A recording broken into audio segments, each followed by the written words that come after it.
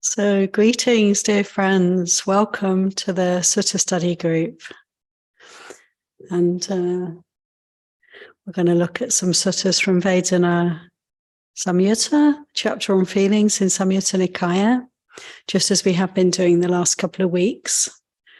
But before we begin, let's take some time to settle into the space and we can meditate together silently for the next 10 minutes or so.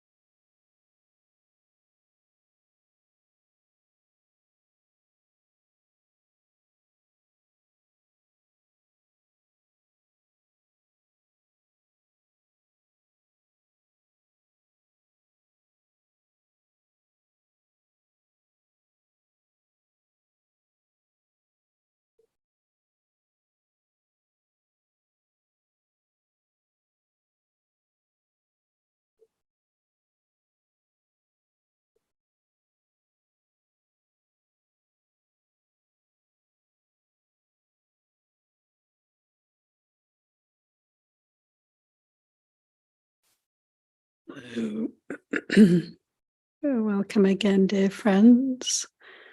Thank you for bringing your mindfulness into this space.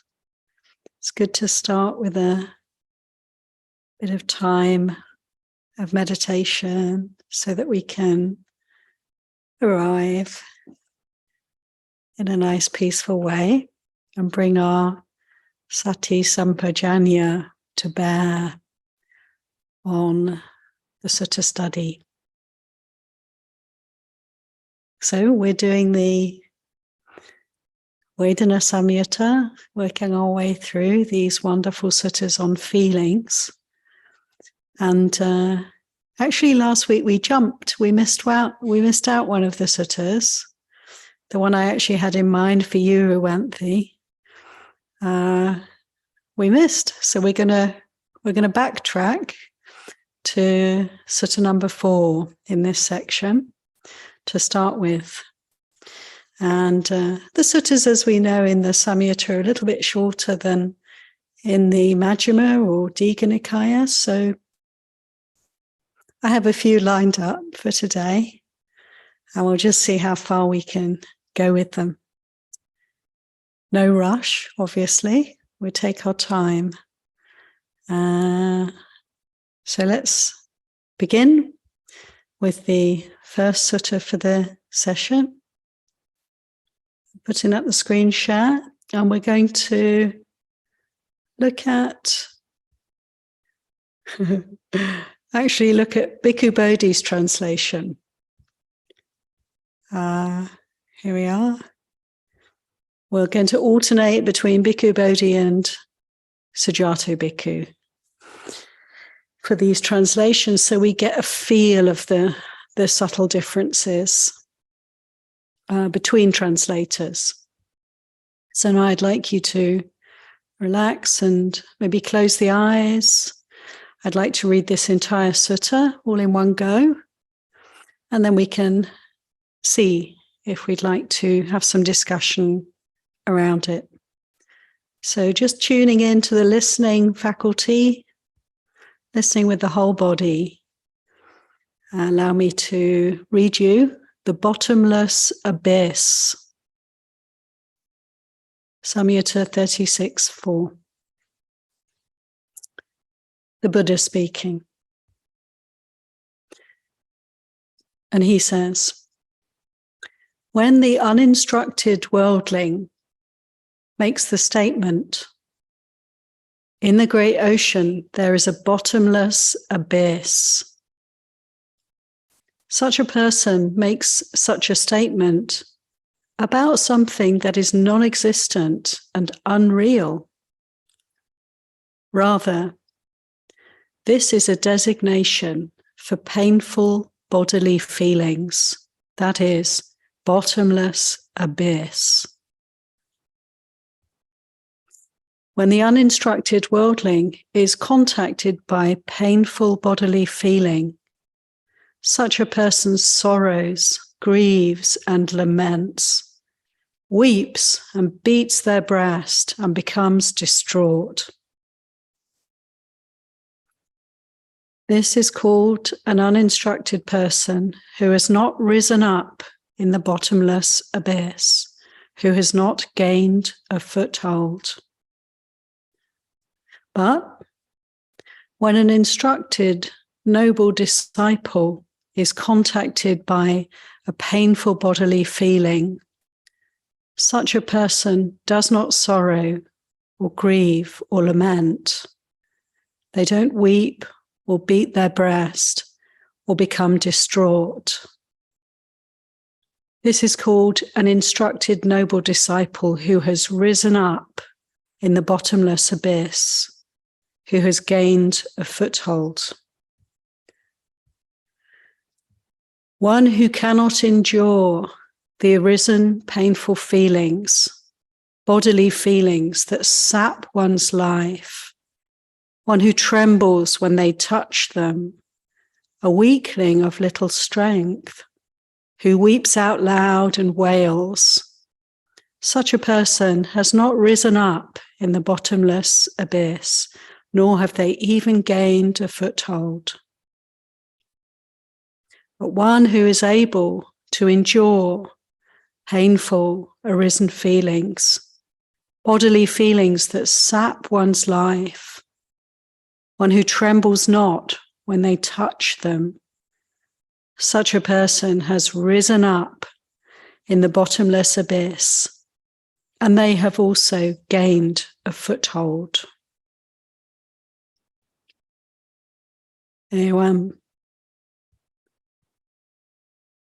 So there we are.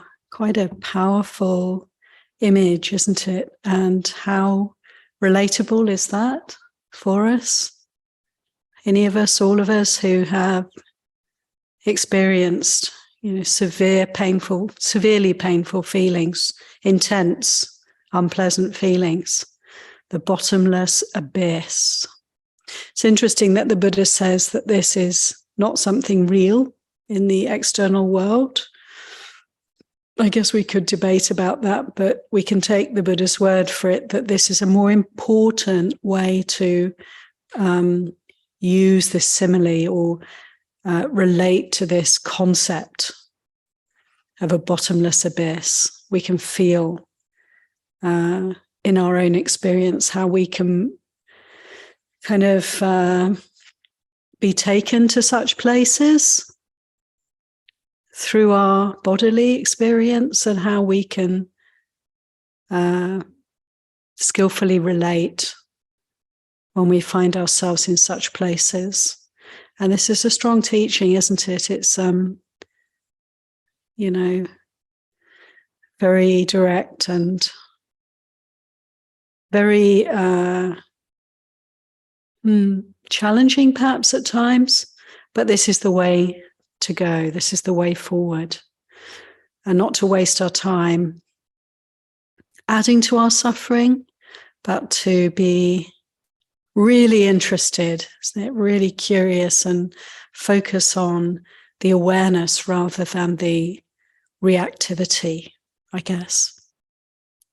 So this is my short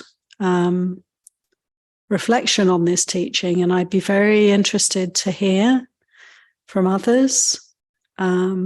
Any questions, reflections, thoughts about this teaching and how it can relate to our practice. How do we make it applicable for ourselves?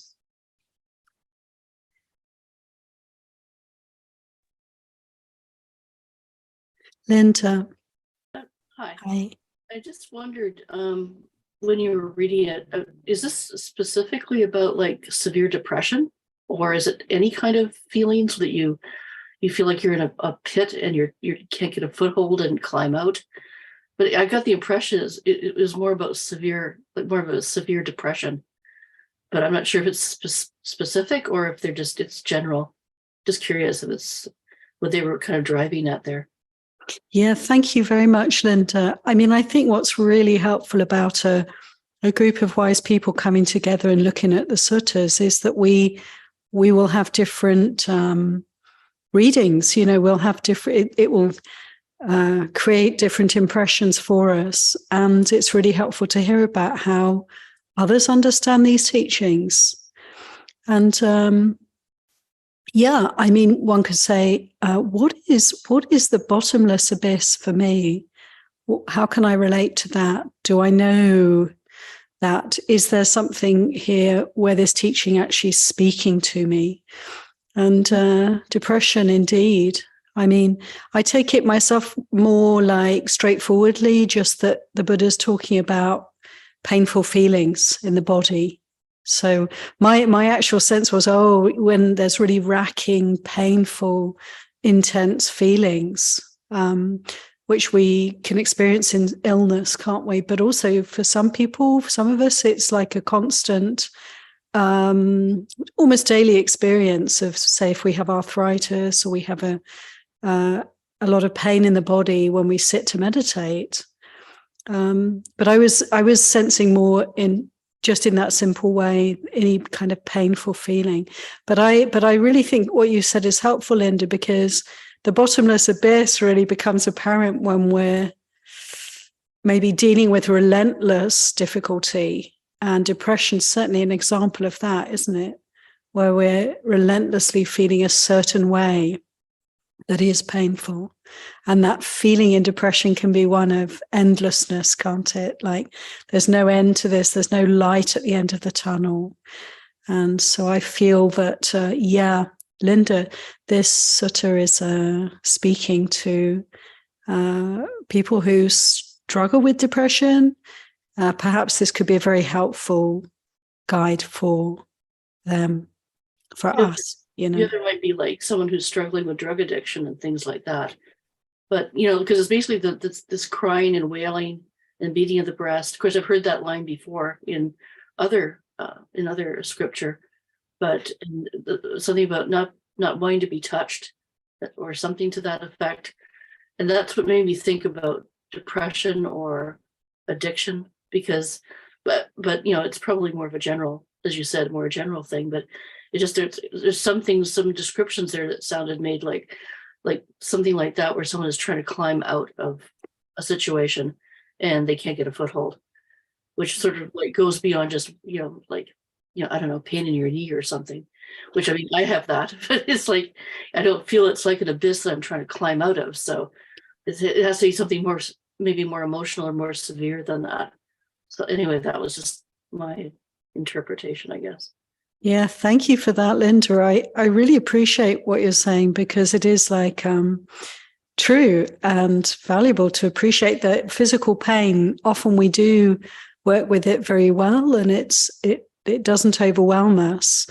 And it's just sometimes, isn't it? There can be the experience of moving into emotional responses and moods, heavy, sort of sustained moods around our experience. And this is much more that sense of the bottomless abyss.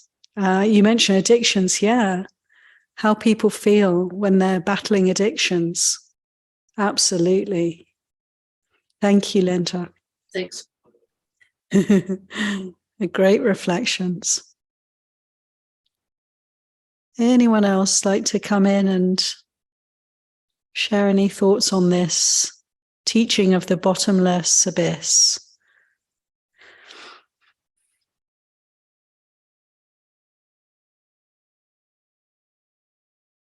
Kusala, yeah.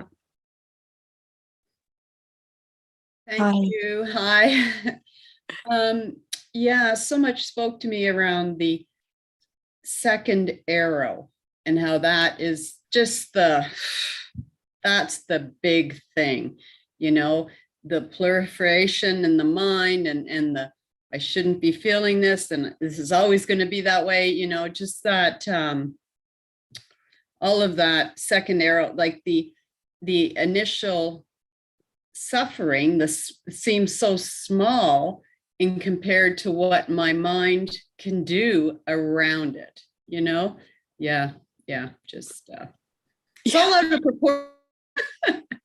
The incident or the occurrence of the suffering should be the big thing, but it's not. It's in the picture, it's such a little thing, but my mind makes it the big thing.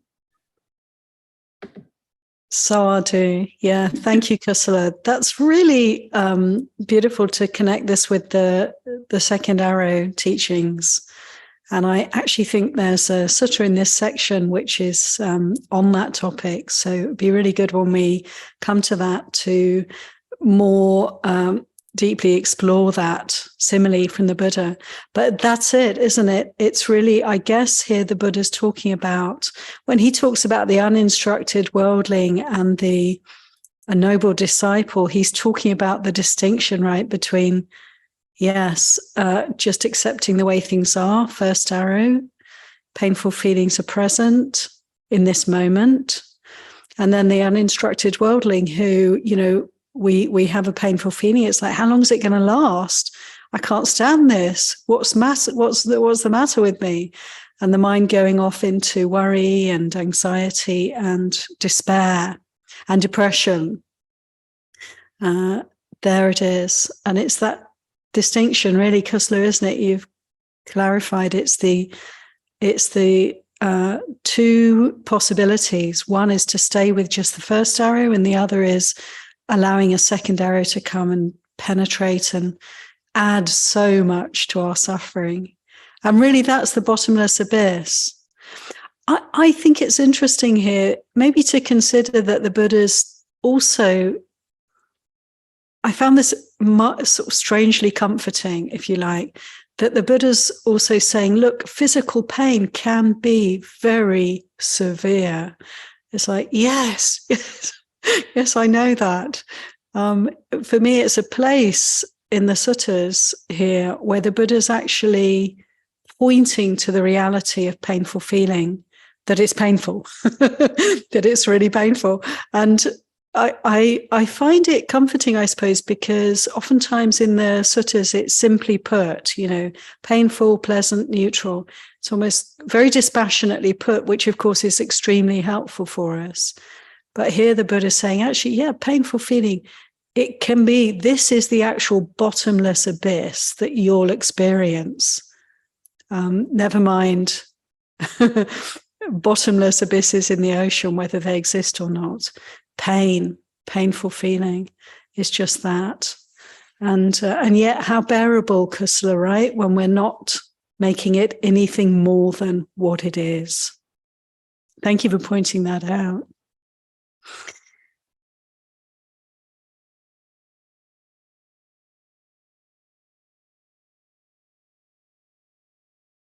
Anyone else like to come in before we move on to the next teaching?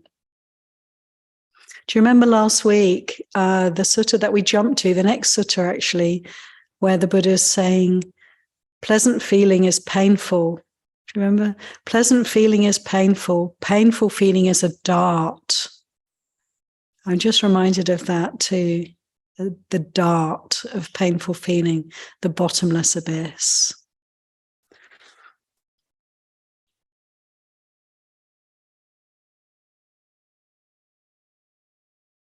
Okay, excellent.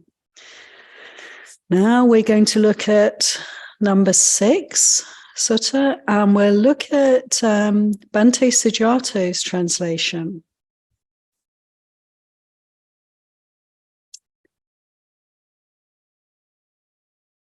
This is, Kusala. You might know these suttas. You might have read the Vedana Samyutta, and there they are, connected. These two suttas. This is the sutta now, 36.6, an arrow, Sala Sutta. Wonderful. So let's go through it. Reading obviously just the English, but you can see the Pali directly underneath. The Buddha speaking to a group of people. He says, an unlearned, ordinary person feels pleasant, painful, and neutral feelings. A learned, noble disciple also feels pleasant, painful, and neutral feelings. What then is the difference between a learned, noble disciple and an ordinary, unlearned person? And the people the Buddha is speaking to, they ask him, he say, our teachings are rooted in the Buddha. Please, will you explain the meaning of your question? Can you give us the answer? And the Buddha says, when an unlearned, ordinary person experiences painful physical feelings, they sorrow and wail and lament, beating their breast and falling into confusion. They experience two feelings, physical and mental. It's like a person who's struck with an arrow, only to be struck with a second arrow. That person experiences the feeling of two arrows. In the same way, when an unlearned, ordinary person experiences painful physical feelings, they sorrow and wail and lament, beating their breast and falling into confusion. Though they experience two feelings, physical and mental. When they're touched by a painful feeling, they resist it. The underlying tendency for repulsion towards painful feeling underlies that. When touched by painful feeling, they look forward to enjoying sensual pleasures. Why is that? Because an unlearned ordinary person doesn't understand any escape from painful feeling apart from sensual pleasures. Since they look forward to enjoying sensual pleasures, the underlying tendency to greed for pleasant feeling underlies that. So they don't truly understand feeling's origin, ending, gratification, drawback, and escape.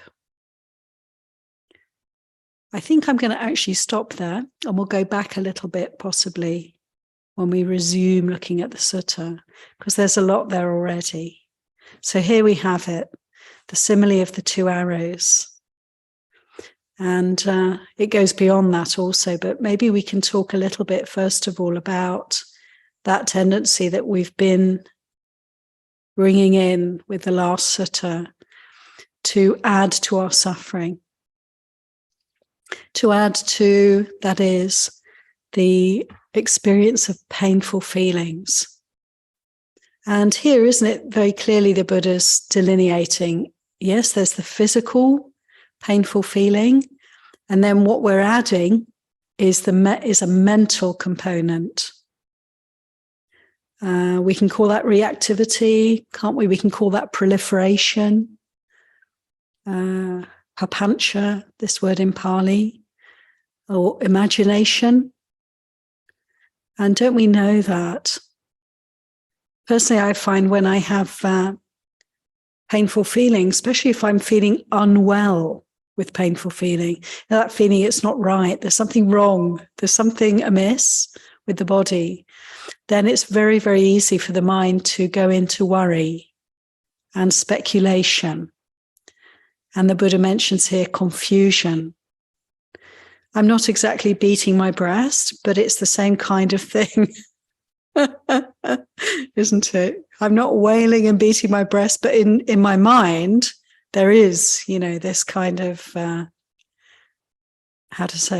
flavor, reactivity, and the worry, the anxiety, the stress, adding so much to the suffering, the simple suffering of some kind of malaise, or even to simplify further, some kind of painful feeling in the moment. So the second arrow, let's consider that and how we can relate to this simile from the Buddha. Any thoughts, reflections, questions at this point? The uninstructed worldly person and their response to painful feelings. Linda, please go ahead. I really like this one. It helped me out a lot. And I didn't even know about this particular the sutta, but in the Mahayana one, they kept calling it the parable of the two arrows. And I couldn't find it. I finally found it by just searching arrow under the search engine of Sutta Central and found an arrow. I go, oh, great, I found it. Because I was dealing with sort of a betrayal of trust from someone who I really liked and really got along well with. And I was having trouble, not so much getting over the first part, which is the first arrow, but I tend to relive it and go over conversations we had and things I did. And did I say or do something that this person didn't like? And is that why this happened? And then you just keep doing that and it keeps cycling constantly. And then I found this sutta and I go, that's it. I can control the second one. The first one I can't do. You can't control what people do to you, like whether it's emotional or physical or whatever. But the second one, that's you, and that you can control, and you can stop it from not taking over your life.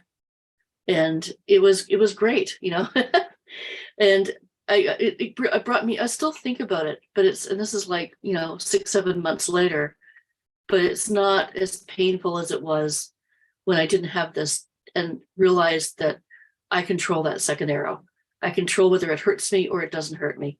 And I was telling that in another group. We were talking about using Buddhist meditation for dealing with pain, whether it be physical or emotional.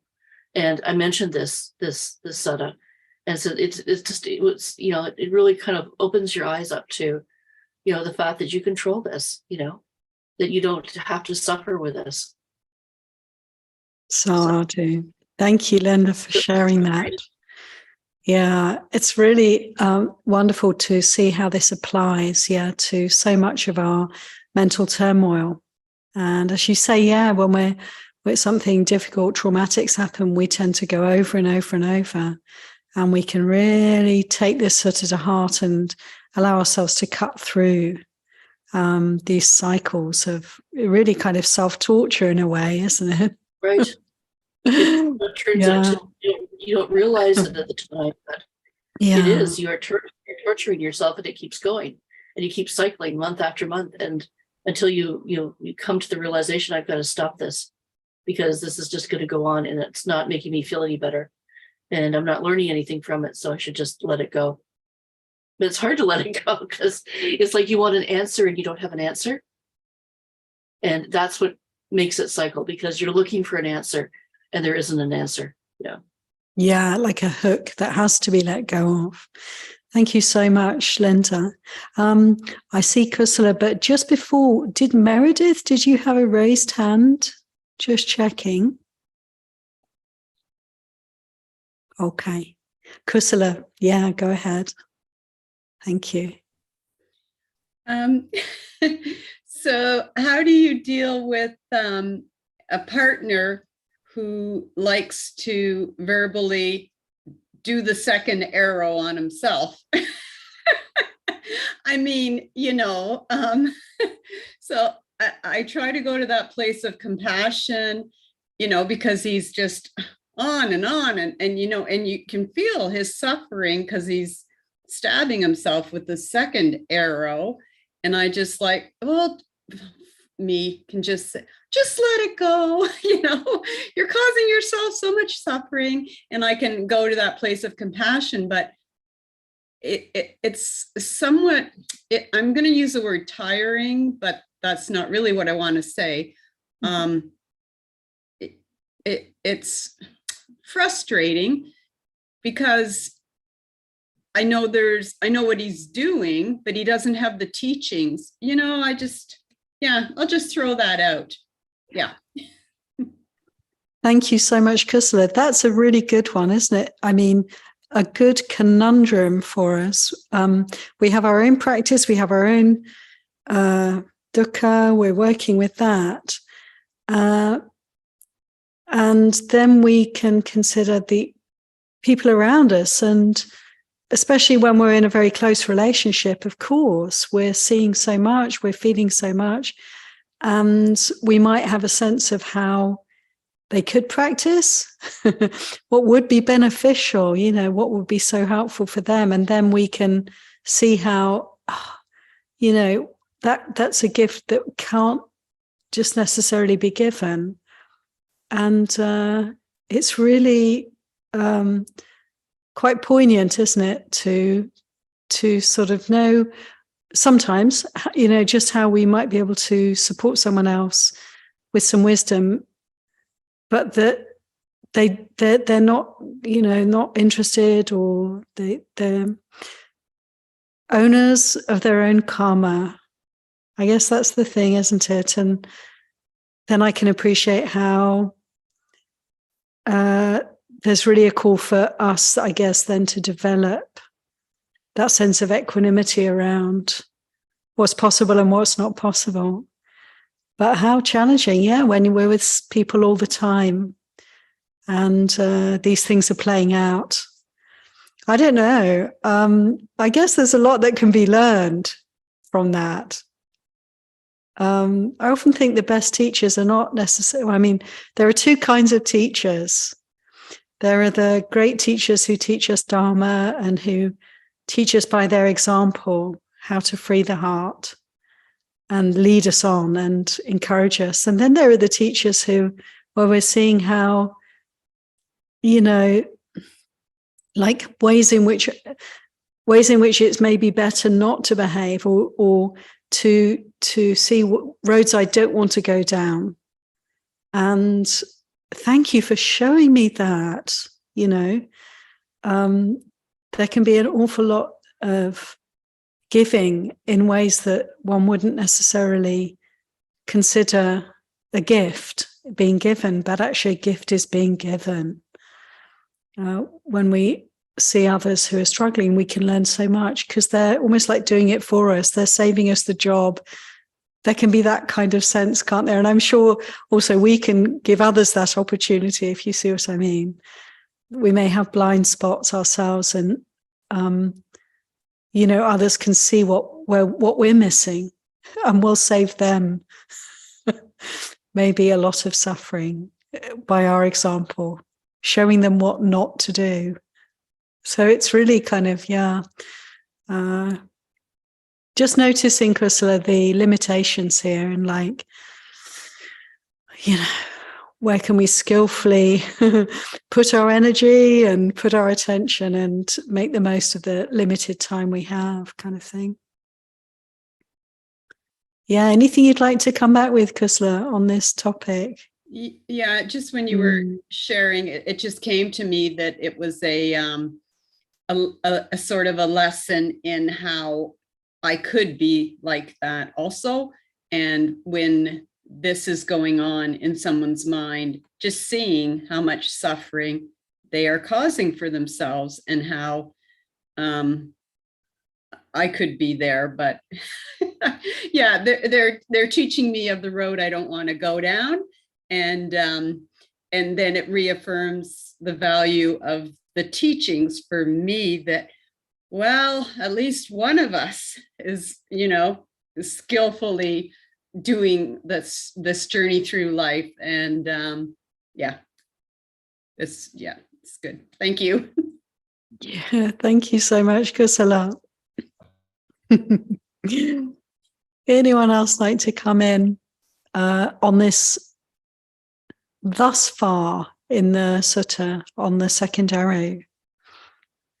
So we heard about the teaching relating to the second arrow around painful feeling, and also the aspect of how in the midst of our painful feeling, we can also develop desire and greed for, you know, the next experience to not be painful. And that's very interesting. I'd like to go back to that and read over it again. Let's bring up the text again and just backtrack a little bit.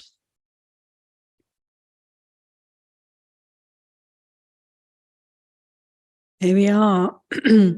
So another way in which the second arrow can manifest.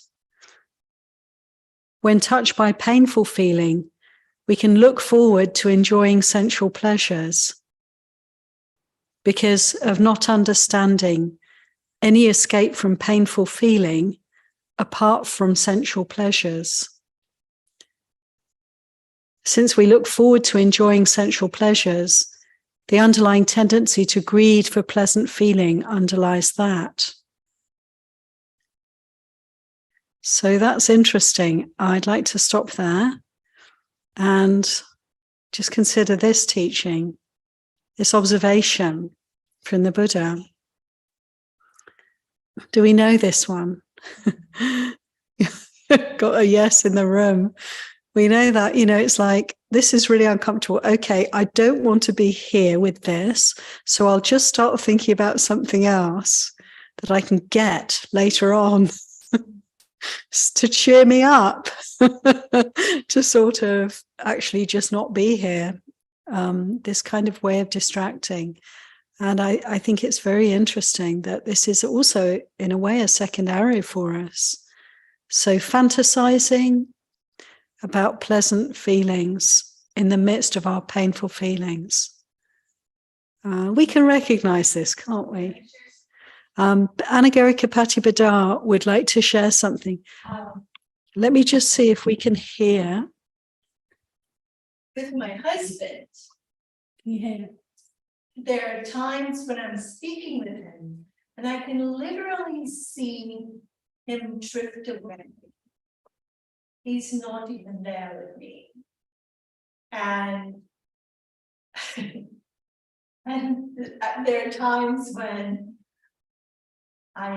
what I'm talking about and sharing is important to me, but it's not important to him. And so there's a choice that has to be made. Okay, if he can't hear me now, do I leave this alone and come back to it later? Or do I just accept he's not interested and let it go? Thank you. That's a good one. Did you all hear Anagarika Patibadar? Not brilliantly. Okay. I'll try and paraphrase. This is a good exercise. Can I paraphrase?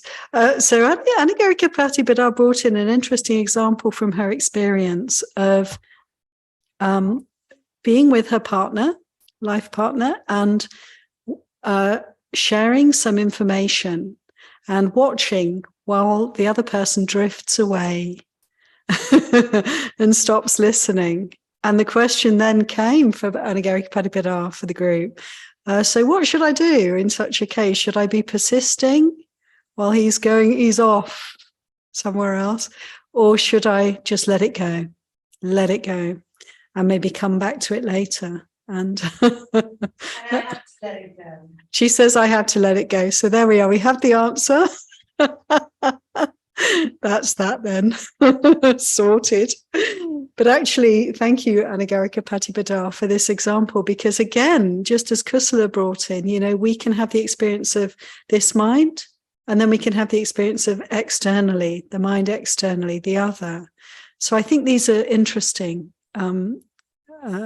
aspects of our experience to consider. We're looking at this mind, we're also looking at others, and we can see when someone's drifting away. What's he doing? He doesn't want to be here, so he's going somewhere else.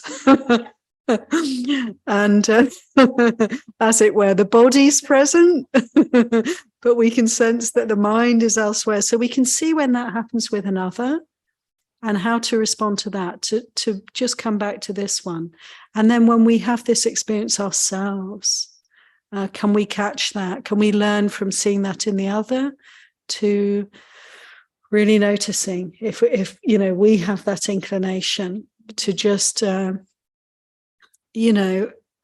just kind of move the attention elsewhere. Now look, sometimes it can actually be quite skillful to divert the attention. In the sutta on the dealing with distracting thoughts in the Majjhima Nikaya, the Buddha actually says, sometimes if we're overwhelmed by negative thoughts, negative feelings, it's quite helpful. One of the strategies can be to simply look somewhere else, think of something positive to balance, to give some space around a difficult experience. And then we can come back to it when we're more resourced. He describes like taking a peg from a hole and replacing it with a different colored peg. Or simply in the same sutta, he describes just literally looking away, looking at something different. Read a sutta. I'm completely obsessed with some issue that I'm dealing with, and I'm feeling really negative, really anxious about it. Go and read a sutta. Go and listen to a Dharma talk, and so forth. So this can be both skillful and also unskillful. The most important point, I guess, is to know what we're doing, right? To know what we're doing and to choose the most supportive option for our practice. There's also Patibadar speaking. She's very kindly coming a little bit closer to the mic, so that hopefully There's, hear the real. there's real also voice. a sutta where a Brahmin approaches the Buddha and starts using abusive language. And the Buddha asked the Brahmin, he said, do you have guests who come to your house and they bring you a gift? And he said, when you go to someone's house, do you take a gift? And he said, well, yes, on both accounts. Well, Brahmin, you brought me a gift here today, and I'm not interested in it. So I will just leave it with you. And that just made me realize we don't have to accept everything everyone is saying. Sometimes when we listen and our filters get hooked on a negative past memory, that in itself tells us we're not present with that one, what they're saying. We've already started another story. And so to be mindful and to be present in the importance of that is so critical. And to not bring all of these lenses into receiving information from another. Be aware of what's happening, where our mind is taking us when that happens. Yeah. Thank you so much, Amiga. There we are. Just show you who's in the room. Well, I've got the camera. Move it around. One of the girl. So there's Tahira. There are four of us. Did you all hear Amiga Padigada? Yeah, that's so helpful, isn't it? And to bring in this other wonderful teaching. The teaching on the giving of the gift from the Brahmin that the Buddha was not receiving, the gift of abuse, which he didn't need. It's a great teaching, that one, isn't it? So yeah, to see in others and to see in ourselves, and to be willing to pull out the second arrow, or better still, don't let the second arrow penetrate in the first place. Okay, let's go back to the sutta, everybody, and see what the next piece is for us.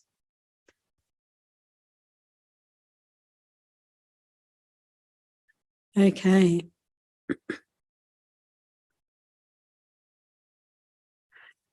So speaking about the second arrow of adding to our pain with painful thoughts and feelings, adding to our pain with distracting into pleasant feelings, the Buddha says, in this way, we don't truly understand feelings' origin, ending, gratification, drawback, and escape.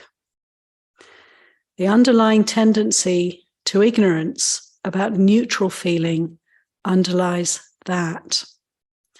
So that's huge, actually. My goodness. So let's just try and unpack this. I'll keep the teaching on screen so I can look at it myself and we can look at it together, because here the Buddha is saying, what is it we're not understanding? What is the underlying tendency to ignorance around feeling? Not understanding its origin, like where it comes from. Where does it come from? Cause and effect. Arising in the body, pleasant, painful, or neutral feeling. Can we allow it to be understood as that? Not adding to it, not trying to get away from it. Feelings ending, that feelings are changing all the time, that there's no feeling that we can hold on to that will last for us. The gratification of feeling is the pleasant experience of pleasant feeling. Yes, it can be gratifying at times, but the drawback that it doesn't last, that it changes. Pleasant changes to painful, painful changes to pleasant. There's neutral in between. Constant anicca, constant change. This is the drawback. And the escape, to simply be present for feelings as they are and not to get caught up in liking, disliking, or distracting from. So with neutral feeling, particularly, we can be unaware of these processes, because I guess at least with painful and pleasant feeling, we are able to recognize the tendency to react and to be able to let go of that. Neutral feeling has that quality, doesn't it, of kind of dulling out. So this is always an opportunity for us, I think, isn't it? When we have, just come back, when we have neutral feeling, there's not a sense of no drama, no pleasant, no unpleasant. The tendency to turn away from that, can we notice that, and can we really investigate neutral feeling? And it's almost as though we're investigating the quality of ignorance itself. We're waking up the mindfulness, sharpening the mindfulness, and becoming more aware of the subtlety here. The change, can we be aware of that? How things are changing and flowing? Can we be willing to rest in peace, the kind of peacefulness around neutral feeling? Waking up to that, familiarizing ourselves with that, developing a taste for that peacefulness. So there's so much there. I'll just invite anyone who wants to come in at this point with any questions, comments, reflections on that last little piece. So Smita. I have this. Hi. So I had this question about the origination of feelings. So if you look at dependent origination, it says, contact is the cause of, feeling. So that's one point. And then the other point was, in the line that you read was to understand the drawback and escape. So my question is, how knowing the origination of the feelings can help you detach from them? So you see what I'm trying to say, like the origination is contact. So just knowing that, how can you detach? Thank you very much, Smita, for bringing that in. I mean, that's hugely helpful to remember. The Buddha's teachings on dependent origination. And why is there feeling? There's feeling because there's contact. And we can also just bring in and be so aware that what we're also talking about here is that what does feeling give rise to? It gives rise to craving. It gives rise to reactivity. And this is really the whole area that we're looking at. And thank you. Contact is the cause of feeling. So knowing that the six sense doors, receiving, contact, seeing, hearing, smelling, tasting, touching, and thinking. These contacts give rise to feelings, pleasant, painful, or neutral. And, it's so sort of scientific, isn't it, to see in this simple way, this is what's actually happening. So can I bring that to mind again and again and just allow myself to be informed by this teaching, so that tendency to feel like it's me and these experiences are very compelling. There's a kind of sense of wanting to dwell in the experiences or dive into the experiences and make them mine and try and manipulate them in different ways. Can I kind of pull back from all of that and just notice pleasant, painful, neutral feelings in relation to contact? And we can do this, of course. And this is the first arrow when they're painful, or even when they're pleasant. It's the first arrow. Even when they're neutral. Can we avoid the second arrow? Can we avoid moving from feeling, the sort of clarity and cleanness of contact, giving rise to feeling? We can observe, we can witness, we can know that, we can understand that.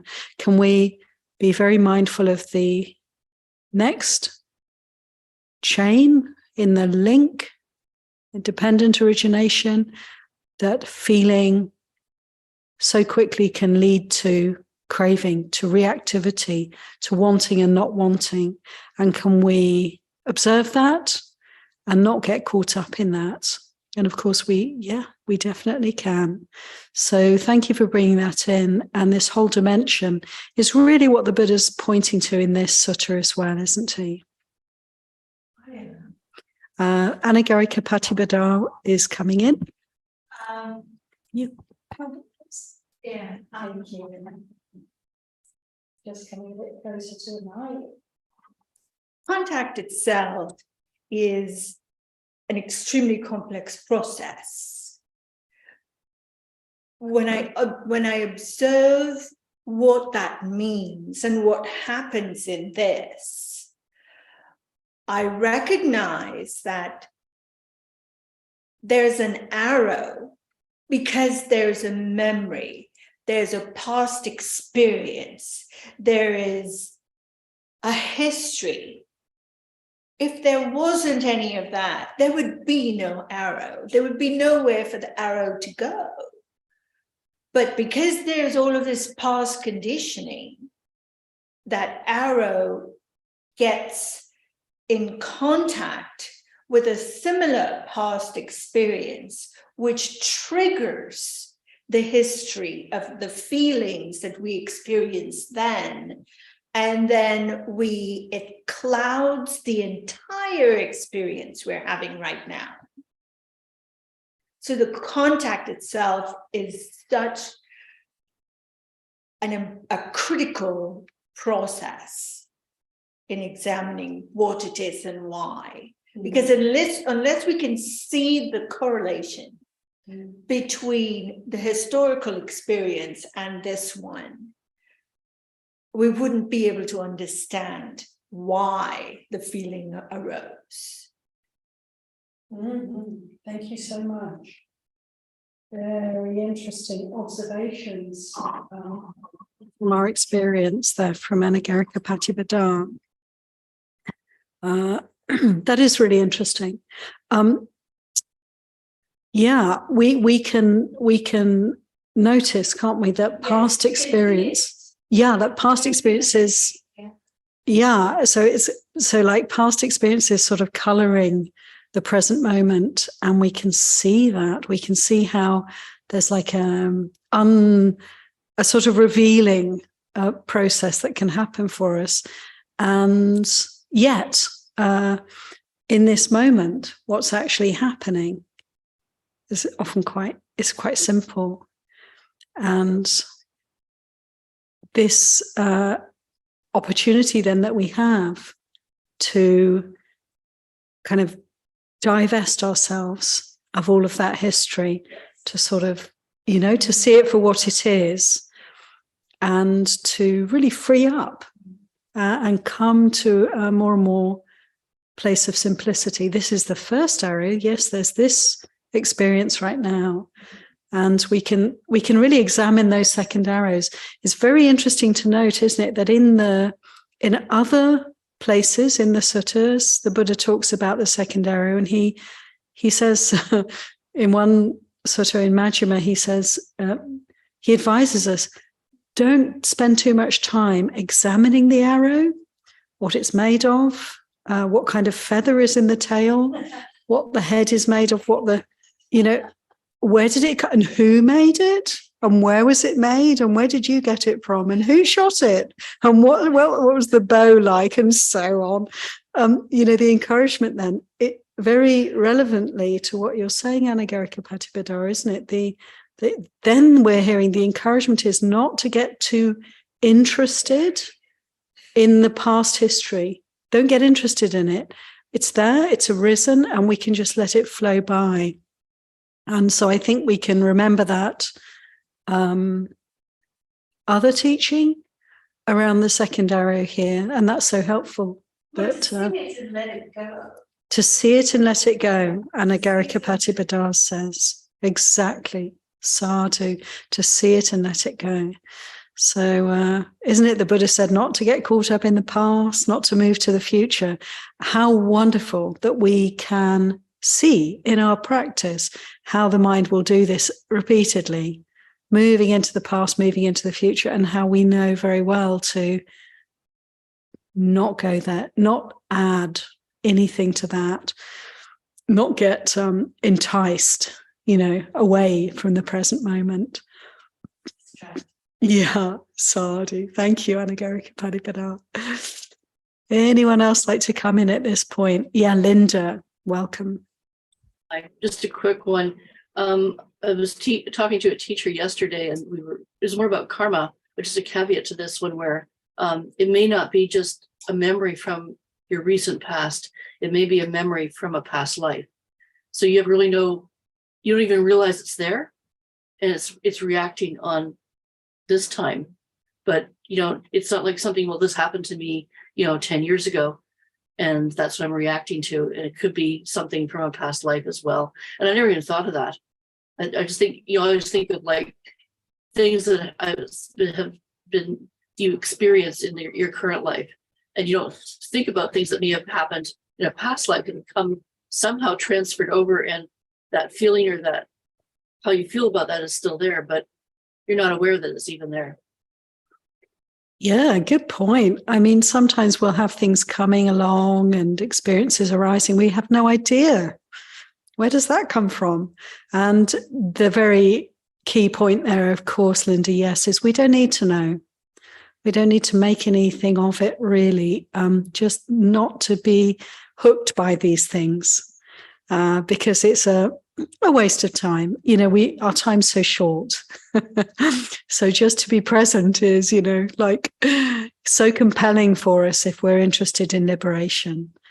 So yeah, isn't it so true? Sometimes we have no idea what's going on. Never mind. Let's just watch the breath and see mind with mind in this moment. Thanks, Linda. Okay, let's go back to the sutta and see what the next passage has for us.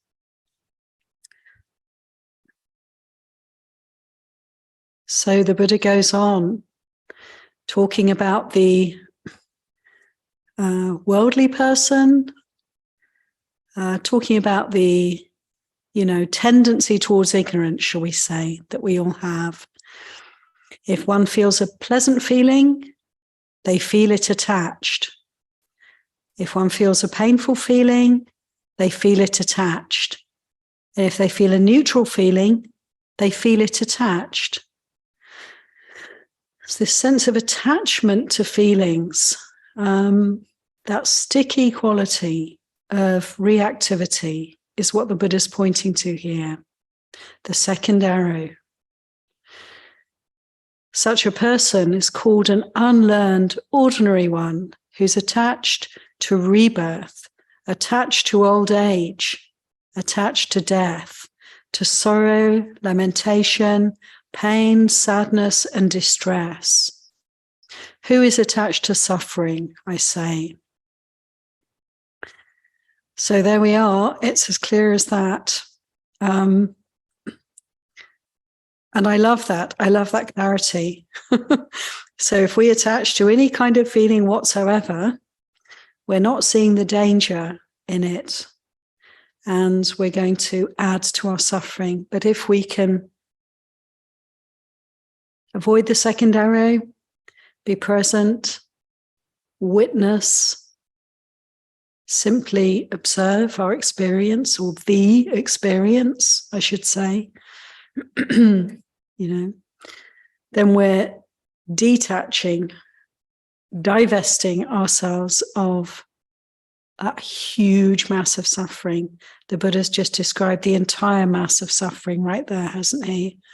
Birth, old age, sickness, death, pain, sorrow, lamentation, grief, and despair. Do we want that? And it's really interesting that, you know, he can, in this very clear teaching, really encapsulate suffering in this way for us and give us the choice. Do we want that? Do we want to go there? Or do we want to take a different route? Do we want to choose to be free from suffering? So let's read on.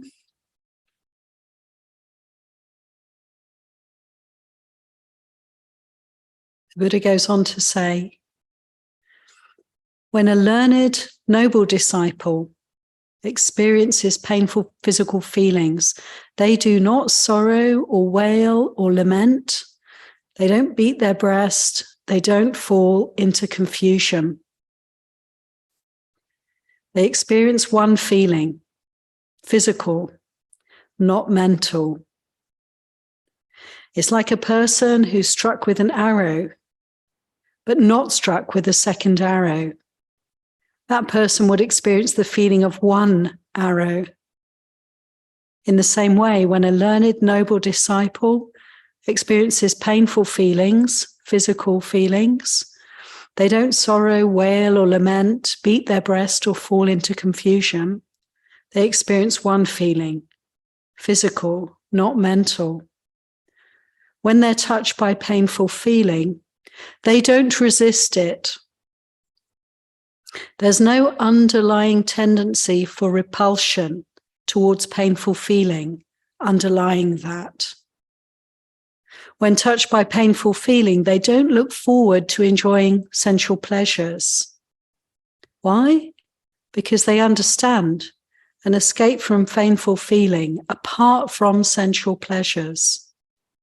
And since they don't look forward to enjoying sensual pleasures, there's no underlying tendency to greed for pleasant feeling underlying that.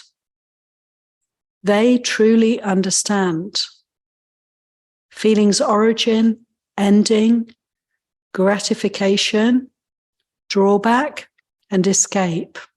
The cause of feeling, contact, we can say, karma, we can say having a body, the end of feeling, its transience, the gratification in it, yes, it can be pleasant at times, momentarily, the drawback, its transient nature, and the escape from feelings.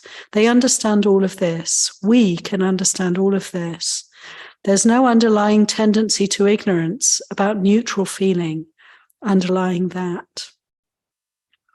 So if we feel a pleasant feeling, we feel it detached. If we feel a painful feeling, we feel it detached. If we feel a neutral feeling, we feel it detached.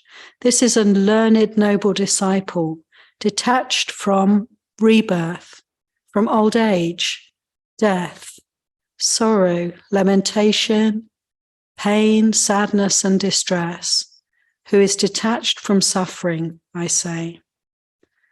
So this isn't quite the end of the sutta, but it's a good place, I think, to pause, just to take in this beautiful Dharma teaching, so clear.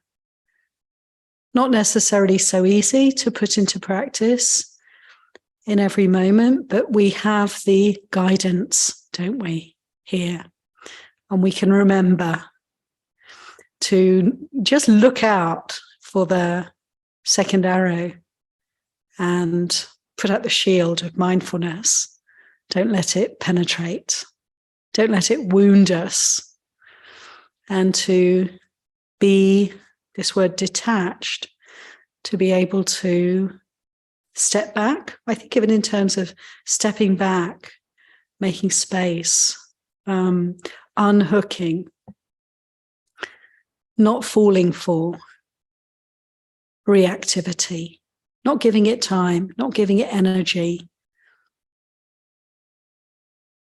It's a bit like training, isn't it? Training any kind of creature, like a child or an animal,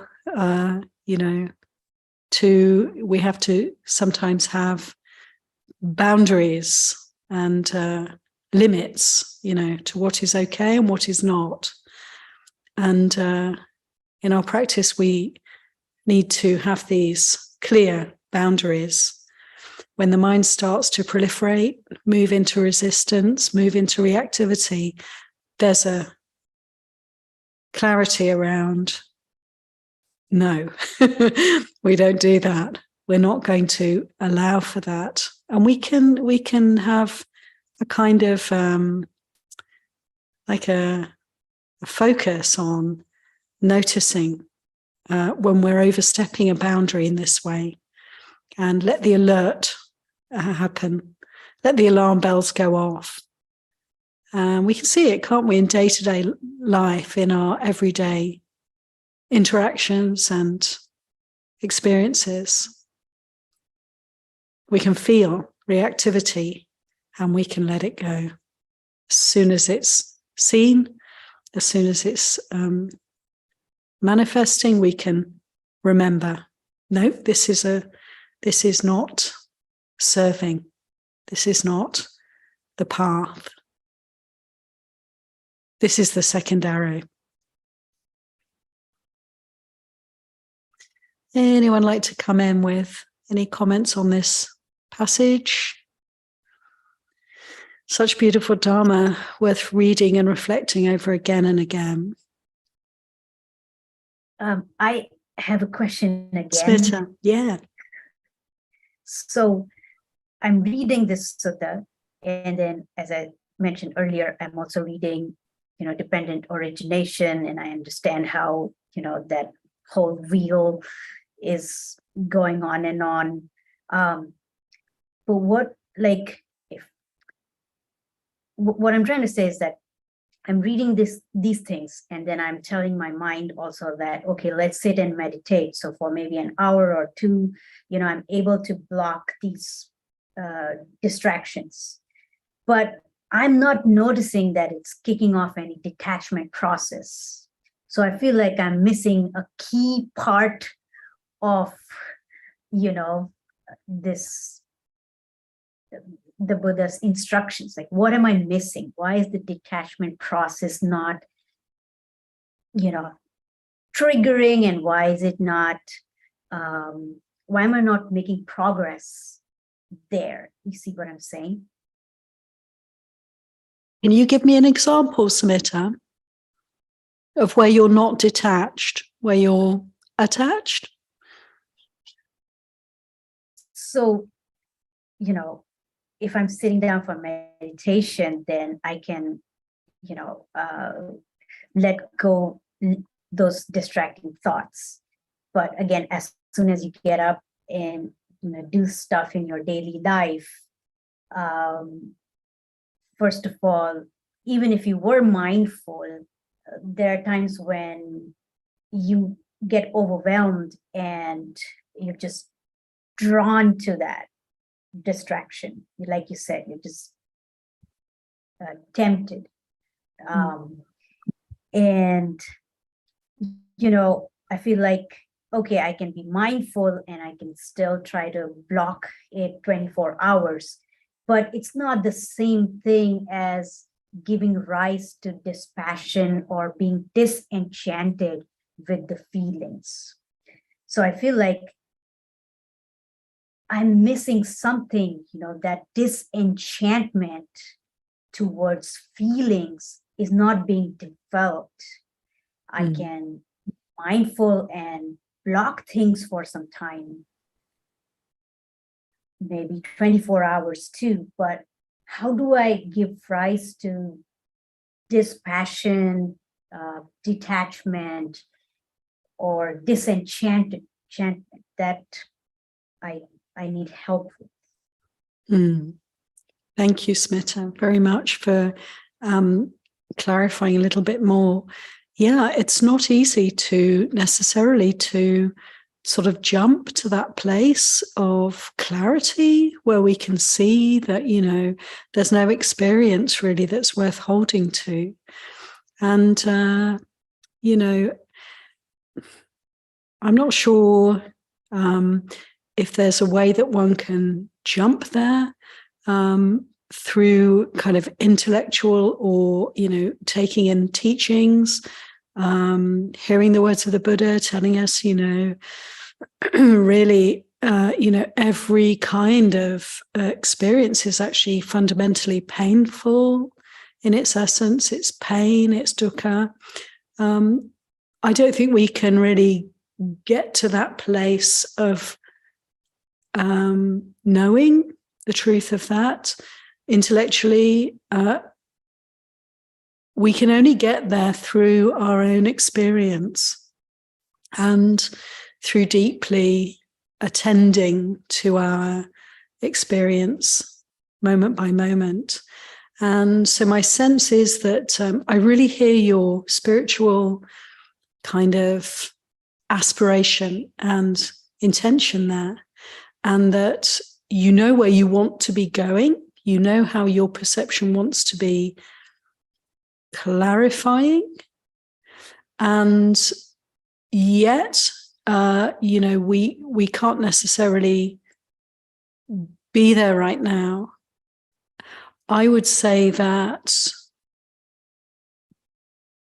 it's probably fruitful to appreciate where you are now in your practice, to spend as much time as you can developing mindfulness, doing formal meditation, making time, making space to really look and see what's happening in terms of this body, feelings, mind, thoughts, to meditate, in short, and to take in the Buddha's teachings, and to, there is a lot of value in this kind of experience of studying the teachings and hearing from the Sangha and, kind of directing the intellect towards right view, and then practice.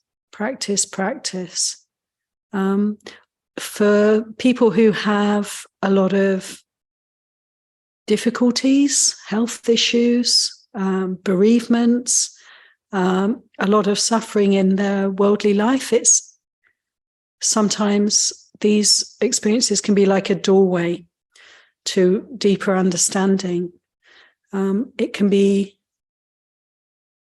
not so easy to really fully appreciate dukkha if our life goes well and we have good health and we're young and, there's all sorts of good things happening. And it's not to knock that, it's just, that's where we are. We can only learn from our own experiences. And of course we can learn from others, but then that's our experience. And so I would say, yeah, it's wonderful that you're appreciating the Buddha's guidance around letting go, around developing dispassion, around the fading away of desire. And you're surely moving in that direction. And truly, the more that we can attend to our meditation practice and to really feel what's going on from moment to moment, then the more we're going to develop that dispassion. It's a given, and it's just a matter of time. But also, this path is, for most people, a gradual one. And I would consider one more thing, which is you could open up to the practice of renunciation when we have a chance to let go of any kind of worldly, pleasant experiences. It's very helpful to do that. to consider renunciation, consider how that can be practiced, consider what can we let go of, and consider ways in which it's possible to make more time for meditation practice. These could be helpful ways to just consider how you can develop at this point in your practice. And I hope that's helpful, Samyutta. Would you like to say anything more at the moment?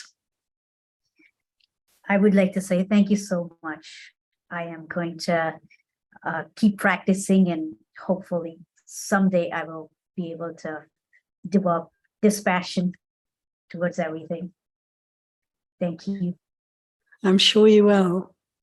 I'm just reminded of the sutta, which, you know, is very powerful, was very powerful for me from quite a young age when I didn't understand it at all, but it had a very strong impact on me. The teaching where the Buddha talks about the 100 arrows, you know, that having a body, having a feeling body, it's like the Buddha says, the experience of contact is like being struck by 100 arrows, 100 spears, or 100 sticks in the morning, and then being struck by 100 spears, 100 sticks, also in the afternoon. And again, being struck by 100 spears, 100 sticks in the evening. And, you know, I remember reading that and first of all thinking it's a bit humorous, the way it's put. There's often a tinge of humor in the Buddha's teachings, but then really taking in this image, being struck by 100 blows, how horrendous, how shocking, how awful, really taking that in. And the Buddha's describing here, this is what it is to be a feeling being. So that's a good teaching to consider, to contemplate. And again, really, we can remember that our understanding of Dharma can happen at many different levels. And ultimately, it's the experience that is the great teacher for us. But these kinds of reflections can be very helpful. So thank you, Samyutta, for your excellent question and what it's opened up for us. So my dear friends, we're coming close to the end of the sutta group. I'd like to return to the sutta, Arrow Sutta, and just finish reading the last section, which I believe is coming into verse form for us to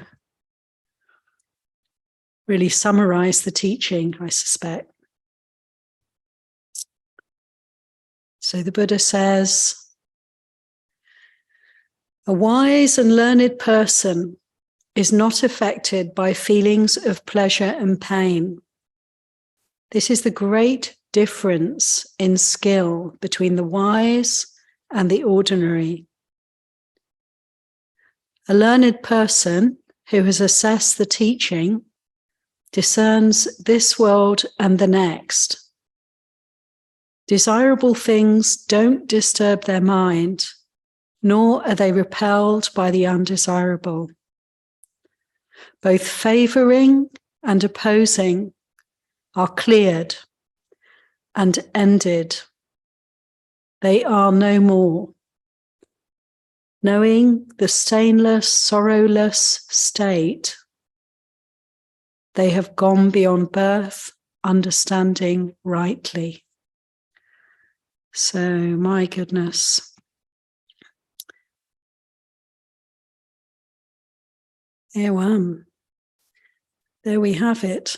And it's one of these instances for me where the Buddha's teachings are so sharp, so profound, so powerful.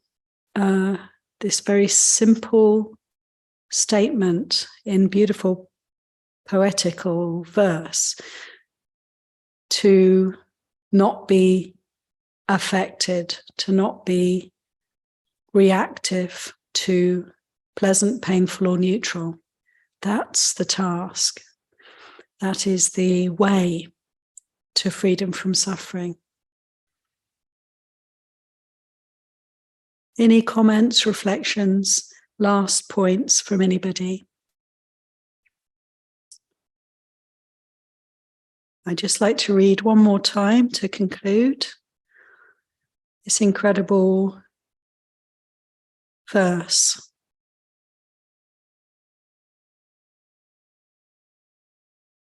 Both favoring and opposing, liking and disliking, wanting and not wanting, are cleared and ended.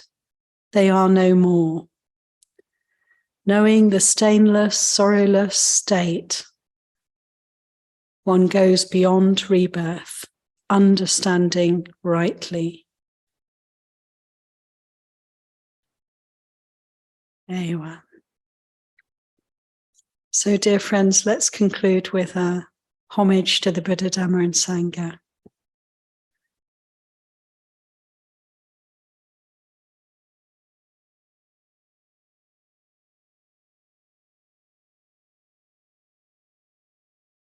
Arahant Sama Sambuddho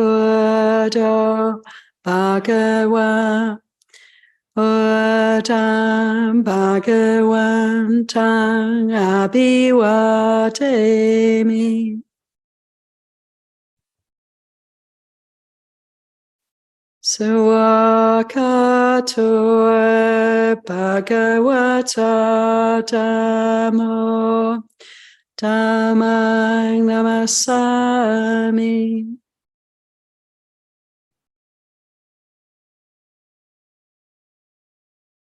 Supatipano Bhagavato Sawaka Sangho Sangang Namami.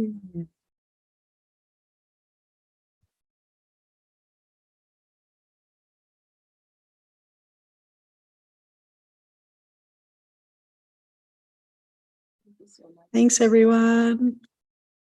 Thank you. Thank you, Aya. Thank Goodbye. you. Bye. Thank you so much, everyone. Thank you, Aya. Thank you so much, Venerable. Bye-bye.